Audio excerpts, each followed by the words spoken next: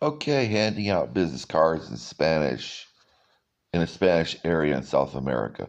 Handing out business cards in a Spanish country in South America. So a little bit of story time. I handed out a business card to a youth, and I'm particularly interested in talking to people who will change their minds about their lives. That typically starts in youth.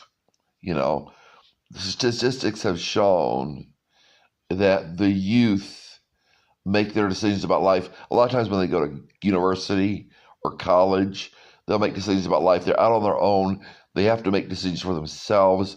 So that's the time they're converted usually to Christ, if they be converted. And of course, most people won't want to listen to me about Christ or anybody.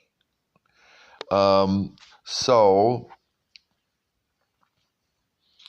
um, I went to a Latin country. I went to South America and was getting some groceries, and I handed my money over, and I handed my business card over, and the young man, I don't know how old he was.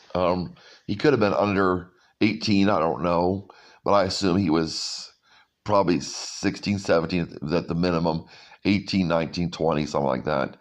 He kind of looked at it, and I said in Spanish that I'm a missionary, and he just kept the business card. I think I might have handed it out to a woman, a young woman, too, at another time at the grocery store. There was time I forgot to hand it out.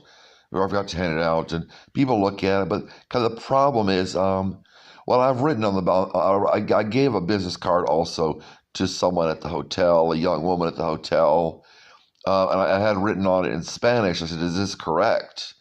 And I said, in Spanish, I tried to write in Spanish. It was a little bit wrong.